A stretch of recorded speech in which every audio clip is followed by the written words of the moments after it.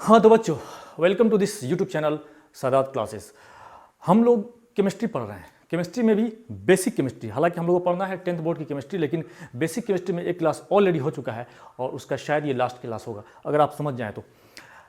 हम लोग पहले क्लास में, बेसिक केमिस्ट्री की पहले क्लास में हम लोग पढ़े थे मैटर के बारे में, यानी कि वहाँ से शुरुआत की थी हम लोग कि मैटर क्या होता है। तो दुनिया का जो भी चीज़ है वो सारा मैटर होता है।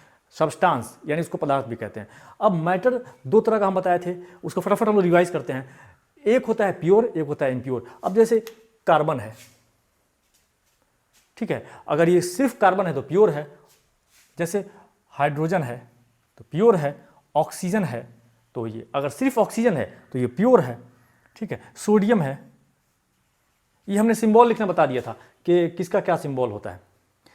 तो ये सारा प्योर मैटर का एक एग्जाम्पल है। सोना है, चांदी है, लोहा है। अगर लोहा में कोई चीज़ नहीं मिला हुआ तो ये प्योर है। तो ऐसे प्योर जो चीज़ें हैं उसको कहते हैं एलिमेंट। और यानी अभी तक 118 एलिमेंट्स की खोज हो चुकी है, या फिर थोड़ा उससे ज़्यादा। तो इन सब को हम कहते हैं एलिमेंट। लेकिन क्या आप देखें कि कार्बन कहीं अकेले मिल जाए, ऑक्सीजन अकेले रहता है, सोडियम कहीं अकेले मिल जाए, हाइड्रोजन कहीं अकेले मिल जाए, ठीक है, लोहा कहीं सिर्फ प्योर लोहा मिल जाए? नहीं, हमेशा प्रकृति में वो सब कंपाउंड के रूप में रहता है, यानी मिल के रहता है। क्या कभी देखेंगे कि कार्बन ऑक्सीजन से मिलकर रहता है, CO2, ठीक है। कभी देखेंगे हाइड्रोजन ऑक्सीजन से मिलकर रहता है, उसको कहते हैं H2O। कभी देखेंगे ऑक्सीजन बहुत सारी चीज़ से मिलकर रहता है, जैसे CO2, ठीक है। सोडियम क्लोरीन से मिलकर रहता है ज़्यादातर, तो सोडियम क्लोराइड। अच्छा, ये क्या, आखिर क्या वजह है कि ये सब मिल के आपस में रहता है? क्या वजह है, क्यों इसको ज़रूरत पड़ी कि भाई ये ऑक्सीजन से मिल जाए? ऑक्सीजन को क्यों ज़रूरत पड़ी कि कार्बन से मिल जाए? हाइड्रोजन को क्यों ज़रूरत पड़ा कि हमेशा ऑक्सीजन से मिलकर रहता है?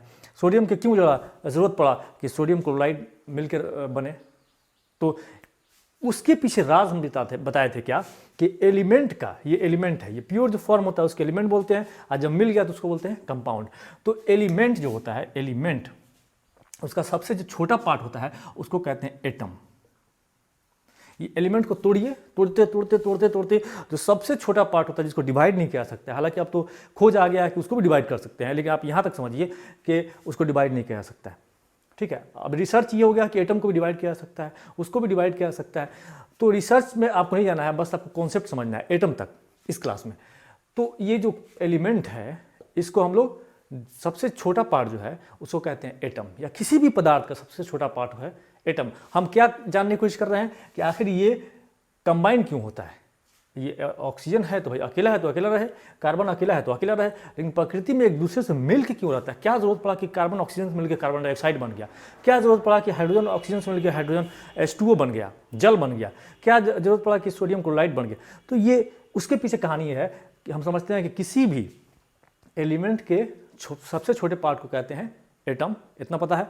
अच्छा, एटम का बनावट कैसे होता है देखा गया सूक्ष्मदर्शी से, बिल्कुल स्पेशल टाइप के। तो ऐसे होता है, गोल गोल गोल ऐसे होता है एटम का बनावट, ठीक है। तो ये जो बीच वाले को बोलते हैं नाभिक या न्यूक्लियस। ये जो रास्ता की तरह बना हुआ है किनारे किनारे, इसको बोलते हैं शेल या ऑर्बिट। तो जब शेल है ना, इसमें रहता है इलेक्ट्रॉन, इसमें इलेक्ट्रॉन घूमता है, इसमें इलेक्ट्रॉन घूमता है, इस सब में इलेक्ट्रॉन घूमता है शेल में। और नाभिक में रहता है दो कण, उसका नाम है प्रोटॉन और न्यूट्रॉन। इसका मतलब कि एटम में क्या रहता है, इलेक्ट्रॉन रहता है, प्रोटॉन रहता है और न्यूट्रॉन। ये तीन कण रहता है किसी भी एटम में, इलेक्ट्रॉन, प्रोटॉन, न्यूट्रॉन रहता है। और प्रोटॉन और न्यूट्रॉन ये बीच में रहता है, प्रोटॉन और न्यूट्रॉन बीच में रहता है। और इलेक्ट्रॉन जो है उस चारों तरफ इसका चक्कर काटते रहता है हर शेल में, इसमें भी रहेगा, इसमें भी रहेगा, इसमें भी रहेगा, घूमता रहेगा। लेकिन अब क्या किसी भी, इसका मतलब हम समझ गए कि किसी भी तत्व के जो एटम होता है उसको बोलते हैं हिंदी में परमाणु। सबसे छोटा पार्ट, उसमें रहता है इलेक्ट्रॉन। इलेक्ट्रॉन चार्ज पार्टिकल है, यानी कि इसमें चार्ज रहता है, आवेश रहता है। प्रोटॉन में भी चार्ज रहता है, न्यूट्रॉन में चार्ज नहीं रहता है। चार्ज इलेक्ट्रॉन में प्रोटॉन में जो रहता है वो समान रहता है, लेकिन इसमें निगेटिव रहता है, इसमें पॉजिटिव रहता है। चार्ज कितना रहता है? इलेक्ट्रॉन रहता है -1.6 × 10⁻⁻19 कूलम्ब।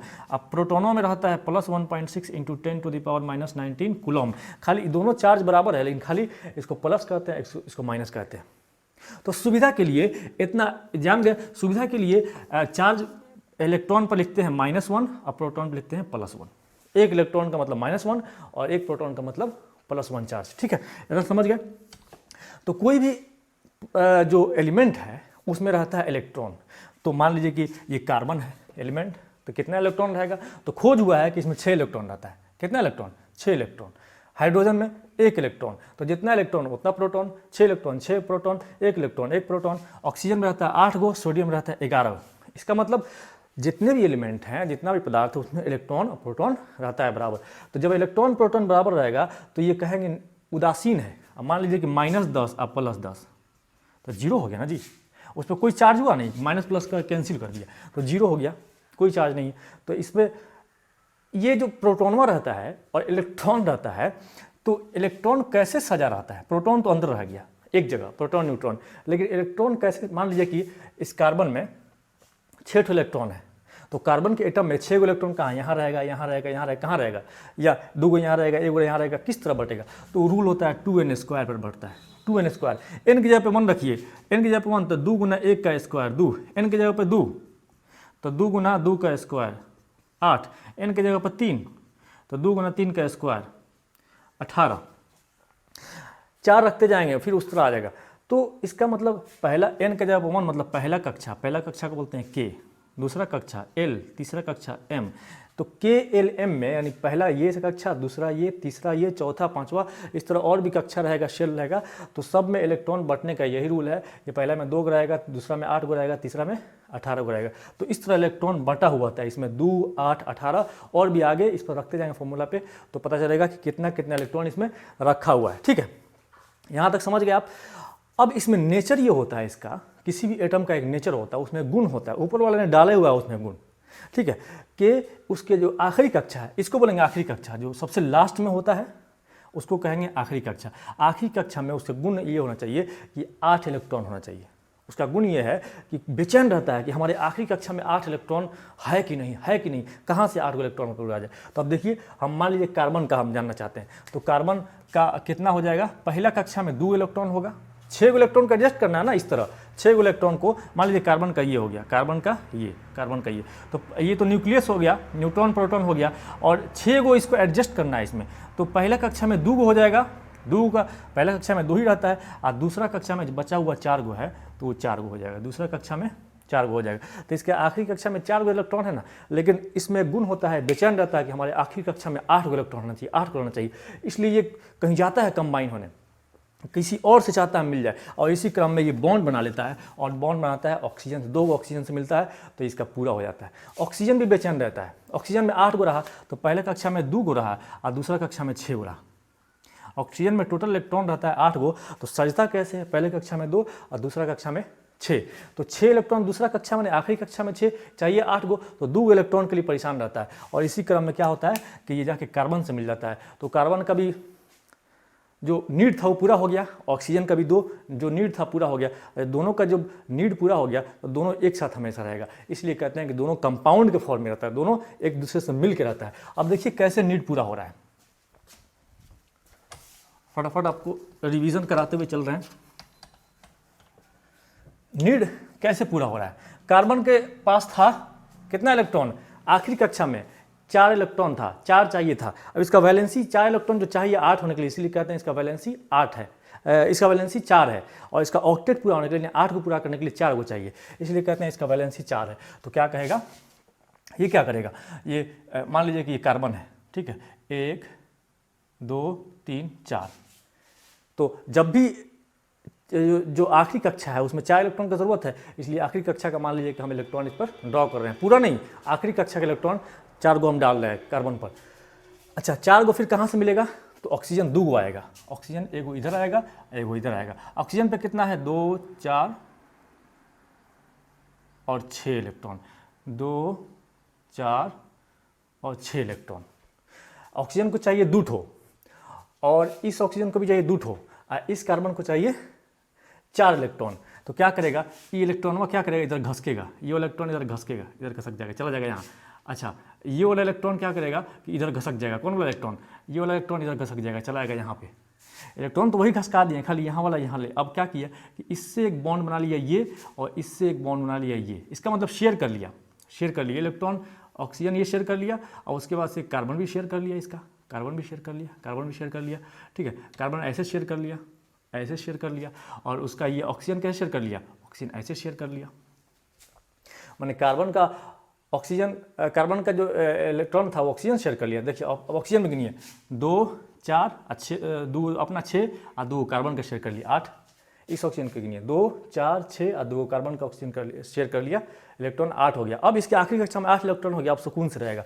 कार्बन का भी देखिए 2 4 2 ये 2 4 पहले से था ही, और 2 को इसका शेयर कर लिया, 2 को इसका शेयर कर लिया, तो 4 4 8 हो गया।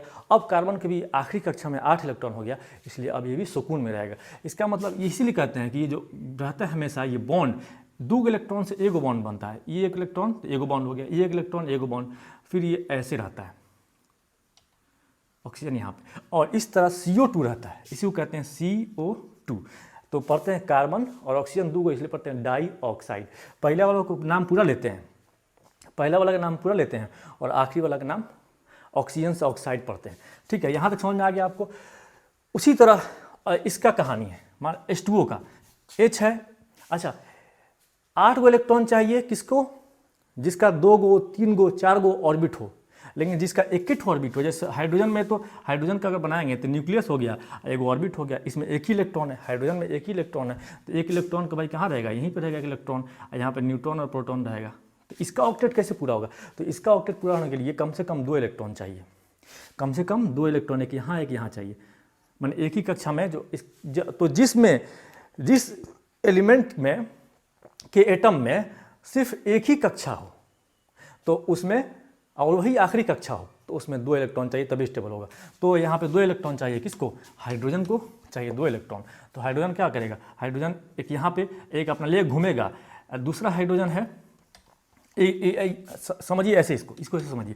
ऑक्सीजन को चाहिए 6 इलेक्ट्रॉन, ऑक्सीजन को बेचारा को चाहिए 6 इलेक्ट्रॉन, तो ऑक्सीजन ऐसे रहेगा यहाँ पे 6 इलेक्ट्रॉन लेके रहेगा, 6 इलेक्ट्रॉन लेके रहेगा। हाइड्रोजन साहब को चाहिए 1 इलेक्ट्रॉन, तभी 2 हो जाएगा स्टेबल होने के लिए। तो एक हाइड्रोजन आके इधर सटेगा इसको, दूसरा हाइड्रोजन आके इधर सटेगा, कहेगा भाई मेरे पास एगो है, मेरे पास एगो है, और तुमको भी 2 गो जरूरत है, ठीक है। तो कहेगा कि एक और हाइड्रोजन को लग ला, तो एक और हाइड्रोजन आएगा, कहेगा कि अब 2 गो हाइड्रोजन हो गया, तो क्या कर लो, शेयर कर लो। शेयर कैसे करेगा, ये एक से बंधन बना लेगा, ये एक से क्या करेगा, बंधन बना लेगा, और ये एक से बंधन, यानी कि ये अब शेयर कर लेगा। अब ये वाला आ जाएगा यहाँ पर, ठीक है, और ये वाला आ जाएगा यहाँ पर, और यहाँ से ये शेयर कर लेगा, यहाँ से ये शेयर कर लेगा, यहाँ से ये शेयर कर लेगा। तो हाइड्रोजन ऑक्सीजन में जब शेयरिंग हो गया तो हाइड्रोजन के पास अब 2 इलेक्ट्रॉन हो गया, 2 इलेक्ट्रॉन हो गया। ऑक्सीजन का गिनिए 2 4 और 2 इसका अपना 6 हो गया, और एक यहाँ शेयर कर लिया एक, तो 6 2 8 हो गया। अब दोनों का ज़रूरत पूरा हो गया, इसलिए दोनों आपस में रहता है। तो कैसे रहेगा, एक बंधन बनेगा ऐसे और एक बंधन बनेगा ऐसे, ठीक है ना। तो इसी को कहते हैं H2O, इसी को कहते हैं H2O। तो ये हमेशा इस फॉर्म में रहता है H2O। समझ में आया। अब देखिए सोडियम, इसका कहानी देखिए। सोडियम का क्या होता है 11, तो सोडियम में कैसे इलेक्ट्रॉन सजेगा, सोडियम में इसमें कैसे इलेक्ट्रॉन सजेगा, 2 गो पहले कक्षा में, 8 गो दूसरा कक्षा में, और 1 गो तीसरा कक्षा में, ठीक है। अब मान लीजिए क्लोरीन है, क्लोरीन तो इसमें कैसे सजेगा, 2 गो, इसमें 17 होता है टोटल, क्लोरीन में 17 होता है, तो 2 गो पहले कक्षा में, 8 गो दूसरे कक्षा में, और 7 गो तीसरे कक्षा में, उस 2n² वाला रूल पे सजेगा। अब देखिए तीसरा कक्षा ही आखिरी कक्षा होता है, इसका मतलब इसको 7 इलेक्ट्रॉन चाहिए तब ना होगा इसका ऑक्टेट पूरा, इसका 1 इलेक्ट्रॉन चाहिए इसको तभी जाके ऑक्टेट पूरा होगा। अब ये 7 को देगा, इसको गरीब आदमी है 7 को नहीं देगा, क्या कहेगा, एक अपना किसी को दे देगा। ये जब एक किसी को दे देगा तो यहाँ पे 8 इलेक्ट्रॉन हो जाएगा, इसका आखिरी कक्षा बच जाएगा, शेल बच जाएगा, और उसमें 8 हो जाएगा तो स्टेबल हो जाएगा। तो कब स्टेबल हुआ, जब सोडियम ने एक किसी को दे दिया, तो एक किसी को दे दिया तो अब इलेक्ट्रॉन का संख्या इसमें कितना रह गया, 10 रह गया। अब प्रोटॉन का संख्या 11 ही है, प्रोटॉन थोड़ी गया, इलेक्ट्रॉन गया है, तो 11 में से 10 गया तो प्लस हो गया ना, तो हमेशा इस पर चार्ज आ जाएगा प्लस का, Na+ हो जाएगा, ठीक है। अच्छा क्लोरीन को चाहिए एक किसी से ले लिया, तो क्लोरीन जब एक किसी से ले लिया तो इलेक्ट्रॉन टोटल उसमें कितना था, 17 था, एक और ले लिया तो इलेक्ट्रॉन 18 हो गया, लेकिन प्रोटॉन तो 17 ही है ना, तब 18 में से 17 गया, इलेक्ट्रॉन हो गया 18, प्रोटॉन 17, तो 17 में से 18 गया तो -1 हो जाएगा, इसलिए यहाँ पर -1 ऊपर लिखते हैं। अब Na+1 के रूप में रहता है और Cl-1 के रूप में रहता है, इसलिए इसको कहते हैं आयन। जब इसके ऊपर कुछ लिखा रहा है ऐसे +1 यहाँ -1 यहाँ भी लिख सकते हैं या 1- भी लिख सकते हैं, तो इसलिए इसको कहा जाता है आयन। ये भी आयन है, ये भी आयन है, तो ये धन आयन है, देखिए ये पॉजिटिव है, ये नेगेटिव है। इसको कहा जाता है केटायन, इसको कहा जाता है केटायन माइनस वाले को, और प्लस वाले को कहा जाता है एनायन। ठीक है, तो ये केटायन के रूप में रहता है, ये केटायन के रूप में रहता है और ये एनायन के रूप में रहता है। अब देखिए, तो ये जो इलेक्ट्रॉन देगा किसी को एक ठो, तो हवा में तो नहीं फेंक देगा, और ये इलेक्ट्रॉन कहीं से लेगा, तो हवा में तो इलेक्ट्रॉन है नहीं कि कहीं से लेगा, इसलिए ये दोनों एक दूसरे को दे देता है। यानी कि जब ये देगा तब ये लेगा, और उसके बाद से तब इसीलिए Na जाएगा Cl के पास, ठीक है, Na+ जाएगा Cl के पास, Cl- के पास, और बना लेगा क्या NaCl। क्या बना लेगा NaCl। अब देखिए यहाँ पे इलेक्ट्रॉन ट्रांसफर हो गया बिल्कुल, Na क्या कर रहा है, Cl को दे रहा है, Cl को बिल्कुल दे रहा है इलेक्ट्रॉन। तो यहाँ पे जो बॉन्ड बनेगा इसको कहेंगे आयनिक बॉन्ड, और यहाँ पे जो बॉन्ड बन रहा है वो शेयरिंग से बन रहा है, यानी कि एक दूसरे को दे नहीं रहा है पूरे तरीके से, बल्कि शेयर कर रहा है आपस में, इसलिए कहेंगे कोवैलेंट बॉन्ड। ये जो कंपाउंड बनता है जैसे CO2 हो गया, H2O हो गया, ये CO2 हो गया, ये H2O हो गया, इस तरह का कंपाउंड कहें कोवैलेंट कंपाउंड है, क्योंकि कोवैलेंट बॉन्ड से बन रहा है। और ये जो आयनिक बॉन्ड से बनता है, आयन से बनता है आयनिक बॉन्ड से, इस तरह के कंपाउंड कहेंगे आयनिक कंपाउंड। अब देखिए आप कि कौन मजबूत होगा, कोई पूछेगा कोवैलेंट कंपाउंड मजबूत होगा कि आयनिक कंपाउंड मजबूत होगा, तो आप कहिएगा आयनिक, इसलिए कि इसमें जो बंधन होगा बहुत जकड़ा हुआ होगा, ये एक दूसरे को दे देगा, बिल्कुल अपना एग्जिस्टेंस खत्म कर देता है, तो उसी में मिल जाएगा, अब छूट ही नहीं सकता, हमेशा के लिए गुलाम हो जाएगा। और शेयरिंग में तो छूट सकता है, भाई शेयर किए हैं आपसे, हो सकता है आपका छोड़ के हम चले जाएं कहीं और, आप नहीं छोड़ दें, लॉस कर दें, नहीं छोड़िएगा तो ये शेयरिंग जो बॉन्ड होता है बहुत ही कमज़ोर होता है, कोवैलेंट वाला, तो ये टूट भी सकता है जल्दी जल्दी, लेकिन ये जल्दी टूटता नहीं है। यहाँ तक समझ में आ गया आपको। अब देखिए क्या खेला हो रहा है यहाँ पर। अब देखिए, अब सोडियम क्या रहता है, सोडियम को क्या चाहिए स्टेबल होने के लिए, एक इलेक्ट्रॉन लूज करना पड़ रहा है। सोडियम का जैसे होता है ना, इलेक्ट्रॉन जैसे कैसे कक्षा में व्यवस्थित रहता है, तो 2 8 1 2 8 और 1, तो आखिरी कक्षा में एक इलेक्ट्रॉन रहा, एक इलेक्ट्रॉन रहेगा तो कोई साथ इसको देगा नहीं, इसलिए क्या करता है एक अपना लूज कर देगा। तब जैसे एक लूज करेगा इलेक्ट्रॉन स्टेबल होने के लिए अपना कक्षा में 8, आखिरी कक्षा 8 बनाने के लिए, यानी वैलेंसी इसकी 1 है, और जैसे ये को खत्म करेगा 8 हो जाएगा इसका आखिरी कक्षा 8 वाला, तो 8 इलेक्ट्रॉन जैसा हो गया तो स्टेबल हो गया। तो अब सोडियम क्या रहेगा, Na जो है सोडियम वो Na+ के रूप में हो जाएगा, वही ना Na+ के रूप में हो जाएगा। एक अगर दे दिया तो Na+ के रूप में, कहा प्लस हो गया क्योंकि अब इलेक्ट्रॉन जैसे इलेक्ट्रॉन त्याग किया तो इलेक्ट्रॉन प्रोटॉन का जो मामला है ना, डिसबैलेंस गड़बड़ा जाएगा, डिसबैलेंस हो जाएगा, इसका मतलब कि उसमें इलेक्ट्रॉन कम हो जाएगा एक, और प्रोटॉन एक ज़्यादा हो जाएगा। तो 10 पहले क्या था, 11 और 11 था, 11 माइनस 11 प्लस, अब क्या हो जाएगा कि 11 प्लस और 10 माइनस, तो 11 प्लस 10 माइनस मिलकर क्या हो जाएगा 1 हो जाएगा, इसलिए प्लस हो जाएगा 1 प्लस, इसलिए +1 यहाँ पे चढ़ जाता है चार्ज इस पर। ठीक है, तो इसलिए सोडियम क्या रहेगा Na+ के रूप में रहेगा। अच्छा, क्लोरीन कैल्शियम में क्या होता है 20 होता है, कैल्शियम में 20 होता है, तो 2 8 10 और 10 10 20। ठीक है, तीसरा कक्षा में 10 इलेक्ट्रॉन, तीसरा कक्षा आखिरी कक्षा में 10 इलेक्ट्रॉन है भाई, तो इसमें चाहिए 8 इलेक्ट्रॉन ना, 10 तो ज़्यादा हो गया, इसको स्टेबल होने के लिए 8 चाहिए।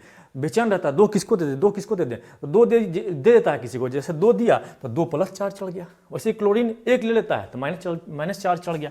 आप देखें ना, तो इसका मतलब ये सब आयन होता है, ये एक सोडियम प्लस आयन रहता है, कैल्शियम 2 प्लस आयन रहता है, क्लोरीन 1 माइनस आयन रहता है, इसको कहते हैं आयन। ठीक है, प्रकृति में ये सब आयन के रूप में, क्यों आयन के रूप में रहता है, इसलिए कि ये कंबाइन होना चाहता है, बेचैन रहता है स्टेबल होने के लिए अपना। ठीक है, अच्छा यहाँ पर ध्यान दीजिए कि ये हमने लिखा है, ये सब भी आयन है, इसको बोलते हैं कार्बोनेट आयन, ये CO3 सबके ऊपर होल पावर 2- तो हो गया कार्बोनेट आयन, या ClO3 उसके पावर होल पावर -1 तो इसको बोलते हैं chlorate ion, chromate ion, cyanide ion, CN से साइनाइड आयन, डाइक्रोमेट आयन, ठीक है, hydrogen carbonate ion, hydrogen sulphate ion, hydroxide ion, ये नाइट्रेट, NO3 रहे तो नाइट्रेट और NO2 रहे तो नाइट्राइट हो जाएगा। ठीक है, पर क्लोरेट, पर मैंगनेट, फॉस्फेट, सल्फेट, सल्फाइड।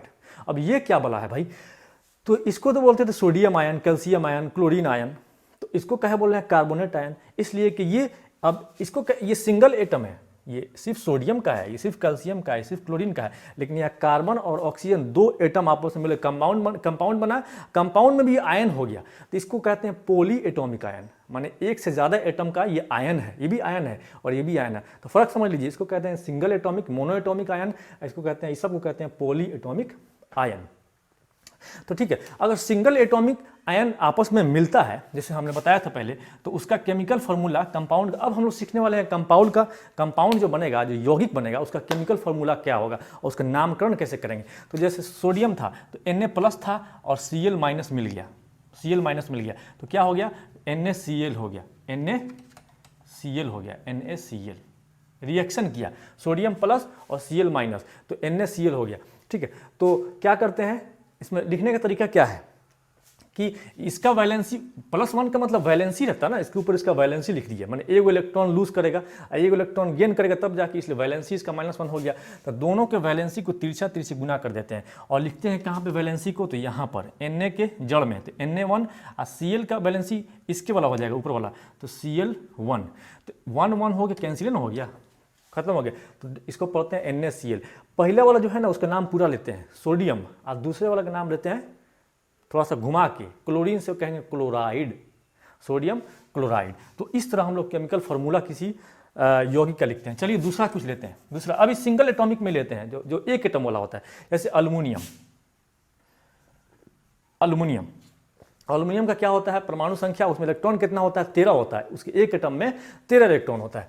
तो 13 इलेक्ट्रॉन कैसे सजेगा, 13 इलेक्ट्रॉन 2, 8, 3, आखिरी कक्षा में 3 इलेक्ट्रॉन होगा, तो 3 इलेक्ट्रॉन होगा तो कोई इसको 5 को देगा, 5 नहीं देगा। 4 इलेक्ट्रॉन रहेगा तो 4 को शेयर कर लेगा, लेकिन 4 से कम होगा तो क्या करना पड़ेगा, उसको स्टेबल होने के लिए लूज करना पड़ेगा, और 4 से ज़्यादा होगा, 5 से ज़्यादा होगा, 4 से ज़्यादा होगा तो वो गेन करता है, तो यहाँ पे ये लूज कर देगा। जैसे लूज करेगा तो इस पर +3 चार्ज आ जाएगा, +3 चार्ज आ जाएगा। ठीक है, तो आयन हो गया ना। अच्छा, उसके बाद से मान लीजिए कोई यहाँ पे ऑक्सीजन है, ऑक्सीजन को 2 लेगा, 6 रहता है, आखिरी कक्षा में उसके 6 रहता है, तो 2 कहीं से लेगा तो 2- हो जाएगा। अब मान लीजिए कि एल्युमिनियम और ऑक्सीजन मिलना चाहता है, तो क्या करेंगे, इसको कंपाउंड बनेगा, तो कंपाउंड, इसका जो वैलेंसी है, ये वैलेंसी है, इसके जड़ में लिख देंगे, और इसका वैलेंसी इसके जड़ में लिख देंगे, तो क्या बन जाएगा, एल्युमिनियम के जड़ में यहाँ पर इधर नहीं लिखेंगे, इसका वाला वैलेंसी, तो Al2, और ऑक्सीजन के जड़ में यहाँ पर इसका वाला वैलेंसी Al2O3, तो ये एल्युमिनियम ऑक्साइड बन गया। यही है, तो इसको पढ़ते हैं एल्युमिनियम, पहले वाला का नाम पूरा लेते हैं, ऑक्सीजन से हो जाएगा ऑक्साइड। तो इस तरह हम लोग किसी चीज़ का, किसी भी कंपाउंड का नाम लिखते हैं जो आयन से बना होता है, मिलकर के आयन से बना होता है। चलिए दूसरा लिखते हैं हम लोग। मान लीजिए कैल्शियम है, भाई कैल्शियम का क्या वैलेंसी होता है, कैल्शियम के आखिरी कक्षा में 10 इलेक्ट्रॉन होता है, तो 2 लूज करेगा ना, तो Ca2+। ऑक्सीजन मान लीजिए मिलता है, इससे ऑक्सीजन थोड़ी मिलेगा, ऑक्सीजन का आयन मिलेगा, तो ऑक्सीजन का आयन मिलेगा तो 2- पे रहता है। ठीक है, तो इसके जड़ में इसका वैलेंसी, इसके जड़ में इसका वैलेंसी, तो कैल्शियम इसके जड़ में इसका वैलेंसी, ऑक्सीजन के जड़ में इसका वैलेंसी लिख देंगे। क्योंकि 2 कॉमन है ना, इसलिए 2 को खत्म कर देंगे, तो इसका नाम हो जाएगा कैल्शियम ऑक्साइड। पूरा का नाम, इसका नाम पढ़ेंगे पूरा कैल्शियम, ऑक्सीजन हो जाएगा ऑक्साइड। तो ये आपको हम बता दिए कौन सा, मोनो एटॉमिक, ये सारा मोनो एटॉमिक आयन है, एल्युमिनियम भी, ऑक्सीजन का, कैल्शियम, ये सब एक ही एटम का है। चलिए अब डाई एटॉमिक मिलता है तो कैसे लिखते हैं, जब डाई एटॉमिक मिले, चलिए मान लीजिए सोडियम है, सोडियम है ये। ठीक है, अब सोडियम में है तो इसका वैलेंसी कितना है, +1। अच्छा, इसमें मिला कार्बोनेट आया, कार्बोनेट आयन, यहाँ बताया है ये भी एक आयन है, कार्बोनेट CO3, इसके ऊपर कितना चार्ज होता है, 2-। तो कैसे बनेगा ये, तो क्या करेंगे, इसका जो कंपाउंड लिखेंगे तो इसका वैलेंसी इसके जड़ में लिखेंगे और इसका वैलेंसी इसके जड़ में, तो Na के जड़ में इसका वैलेंसी लिखेंगे तो वैलेंसी 2 हो गया, और CO3 के जड़ में इसका वैलेंसी लिखेंगे, तो CO3 के जड़ में लिखेंगे मतलब CO3 को घेर के यहाँ 1 लिखेंगे, तो 1 का कोई मतलब होता है, कुछ मतलब नहीं है, Na2CO3 ही हो जाएगा। इसको पढ़ेंगे सोडियम, ये कार्बोनेट आयन है तो पढ़ेंगे सोडियम कार्बोनेट। अच्छा, एक चीज़ कन्फ्यूजन आपको होता होगा कि ये आयन तो समझ में आ गया, तो ये आयन समझ में नहीं आया, ये आयन जो कार्बोनेट है, क्लोरेट है, क्रोमेट है, साइनाइड है, ये आयन कैसे बनता है। तो आयन कभी भी बनता है तो याद ही रखना है कि इसके पीछे एक ही रीज़न है कि वो चाहता है कि उसका ऑक्टेट पूरा हो, उसमें 8 इलेक्ट्रॉन उसकी आखिरी कक्षा में आए सबके। तो सब अपना अपना चाहेगा। तो कार्बन चाहेगा कि उसमें, जैसे मान लीजिए कि हम लोग एग्जाम्पल लेते हैं इसी कार्बोनेट आयन का, कार्बन, ऑक्सीजन, 3 गो ऑक्सीजन है ना, 3 गो ऑक्सीजन आपस में मिल रहा है, 1 कार्बन और 3 ऑक्सीजन, ठीक है। तो सबके ऑक्सीजन के बाहरी कक्षा में कितना इलेक्ट्रॉन है? 6। इसके सारे ऑक्सीजन के बाहरी कक्षा में तो 6 ही इलेक्ट्रॉन है ना, 6 ही इलेक्ट्रॉन है, 6 ही इलेक्ट्रॉन है। कार्बन के बाहरी कक्षा में कितना है? 4 इलेक्ट्रॉन है, 4 इलेक्ट्रॉन है, ठीक है, 4 इलेक्ट्रॉन दे दिए। अब सब चाहे कि मेरा पूरा हो, मेरा ऑक्टेट पूरा हो। ये 6 को चाहे कि हमको 2 और मिल जाए, कार्बन चाहेगा हमको 4 को मिल जाए, 8 पूरा होने के लिए। तो देखिए कैसे करते हैं, इस कार्बन का ये वाला है ना, ये वाला, ये घूम के आ जाएगा यहाँ पर, ठीक है, और इससे बना लेगा बॉन्ड, शेयर कर लेगा, ठीक है, शेयर कर लेगा इलेक्ट्रॉन। अच्छा, ये एक है, ये इससे बना लेगा, ये एक इससे बना लेगा। अब देखिए कार्बन का पूरा हुआ कि नहीं? कार्बन का पहले 4 गो था, अब जैसे बनाया तो इसका भी काउंट करेंगे, 2, 2, 4, 2, 6, 2, 8। कार्बन का पूरा हो गया। ऑक्सीजन का पूरा होता है कि देखिए, इस ऑक्सीजन का 2, 4, 6 अपना 2 गो शेयर किया है तो 8 गो हो गया। इस ऑक्सीजन का 2, 4 और 2, 6 गो हो रहा है, और 7 गो इलेक्ट्रॉन हो रहा है। इसको 8 चाहिए कि नहीं? तो 1 इलेक्ट्रॉन इसको चाहिए, इसका कितनी है? 2, 4, 6, 1, 7, 7 इलेक्ट्रॉन, इसको भी 1 इलेक्ट्रॉन चाहिए। यानी इस पूरे कॉम्बिनेशन में 2 इलेक्ट्रॉन और आ जाएगा, जो ऑक्सीजन के कक्षा में चला जाएगा तो शेयर हो जाएगा। माने यहाँ पे 2 इलेक्ट्रॉन चाहिए, माने यहाँ पे 1 इलेक्ट्रॉन, यहाँ पे इलेक्ट्रॉन, तब जाके यहाँ बंधन बन जाएगा। तो 2 इलेक्ट्रॉन इस कॉम्बिनेशन में फालतू आ रहा है कि नहीं? इसका मतलब पूरे कॉम्बिनेशन में जो कंपाउंड बन रहा है उसमें 2 इलेक्ट्रॉन फालतू आ रहा है। तो 2 इलेक्ट्रॉन का चार्ज कितना हो? -2, तो -2 इस पर चढ़ेगा कि नहीं? तो इसलिए कहते हैं CO3 2-। अब ये क्या हो गया? एक तरह का कंप्लीट आयन हो गया, कंप्लीट इसका सबका अपना अपना पूरा हो गया वैलेंसी, ठीक है। तो इसीलिए CO3 2- होते हैं। इस सब के साथ वही कहानी होता है, इस सब के साथ वही कहानी होता है।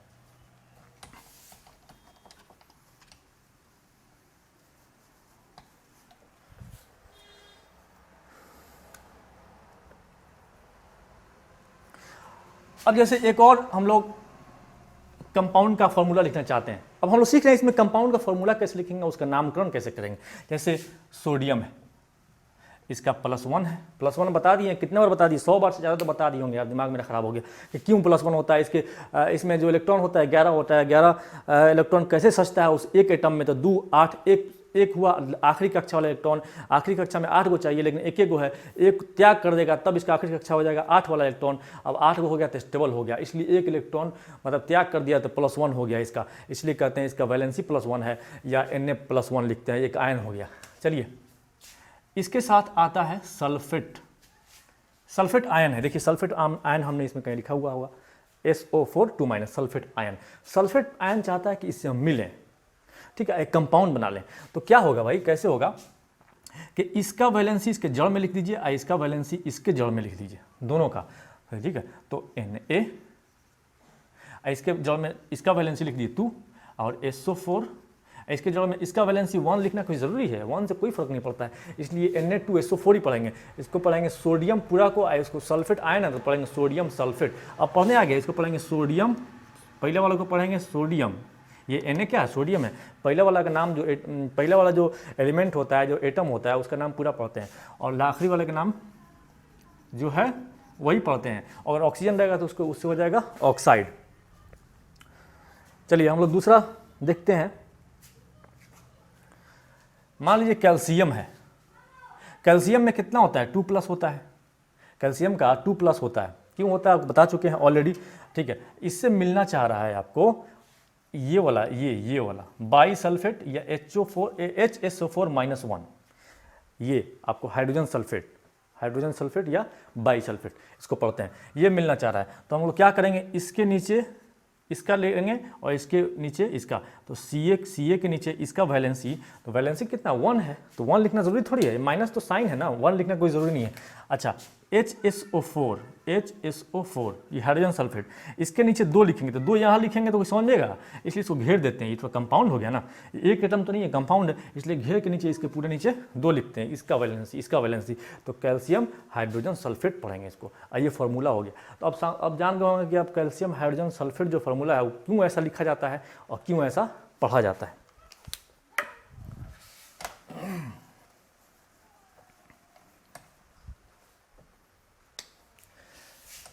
अब मान लीजिए कि मैग्नीशियम है, मैग्नीशियम में कितना होता है, इलेक्ट्रॉन का संख्या 12 होता है, तो 12 होता है तो 12 कैसे बचेगा, उसे कक्षा में 2n² का जो रूल है, तो 2, 8 और 2, इस रूल से बढ़ जाएगा। पहले कक्षा में 2, दूसरा कक्षा में 8, तीसरा जो आखिरी कक्षा है उसमें 2, तो तीसरे कक्षा में 2 इलेक्ट्रॉन है, 2 इलेक्ट्रॉन सेटिस्फाइड रहेगा, उसका आखिरी कक्षा में 8 इलेक्ट्रॉन होता है, तो 2 इलेक्ट्रॉन किसी को दे देगा, जब तब इसका आखिरी कक्षा हो जाएगा, आखिरी ऑर्बिट, आखिरी शेल हो जाएगा 8, और तब ये स्टेबल हो जाएगा। 2 इलेक्ट्रॉन किसी को दे दिया है तो इस पर प्लस चार्ज चढ़ जाएगा, Mg+2, इसका वैलेंसी हो गया +2, ठीक है।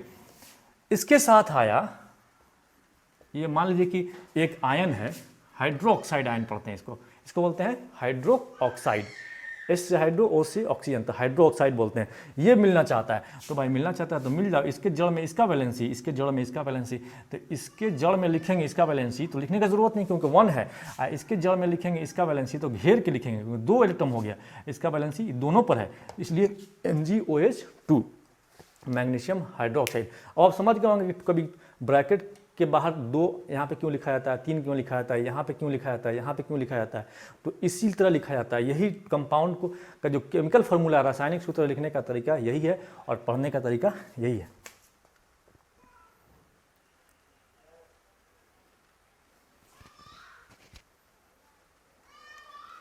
मान लीजिए एक और है एल्युमिनियम, तो एल्युमिनियम में 13 इलेक्ट्रॉन होता है, तो 3 देगा किसी को तब ना स्टेबल होगा, तो 3 किसी को देगा, इंतजार कर रहेगा, मान लीजिए इंतजार कर रहा है इसका कार्बोनेट का क्या है 2- है, कार्बोनेट का 2- है। अच्छा, दोनों मिलना चाहता है, तो इसके नीचे इसका वैलेंसी, इसके नीचे इसका वैलेंसी, इसके नीचे लिखिएगा इसका वैलेंसी 2 हो जाएगा, और कार्बोनेट पूरा है ना, इसके नीचे ब्रैकेट देख लिखना पड़ेगा, इसका वैलेंसी 3, तो एल्युमिनियम कार्बोनेट का ये फॉर्मूला हो गया। तो यहाँ तक बच्चों आप जान गए होंगे बेसिक केमिस्ट्री का सारा चीज़, जो आपको 10वीं क्लास में केमिस्ट्री पढ़ना है, स्टार्ट करना है, तो वो पढ़ने के लिए जो पिछले क्लास को आपको जानना था, इस 1 घंटे के वीडियो में, यानी पिछला और ये मिला के 1 से 1.5 घंटे के वीडियो में बेसिक केमिस्ट्री आप समझ गए होंगे। तो अगर आप बार बार इस वीडियो को देखिएगा तो बेसिक केमिस्ट्री बहुत अच्छे समझ में आ जाएगा और केमिस्ट्री में आपका इंटरेस्ट पैदा होगा, ठीक है। तो उम्मीद करते हैं कि आपको ये वीडियो अच्छा लगा होगा। आपको अगर अच्छा लगा है तो आप अपने दोस्तों में शेयर कीजिए ताकि उनको भी फ़ायदा हो। इस पैंडेमिक में टाइम का अच्छा यूज़ कीजिए और आप कॉन्सेप्ट सीखते हुए चलिए ताकि आपकी ज़िंदगी में कामयाबी हासिल हो सके। Thanks for watching and bye.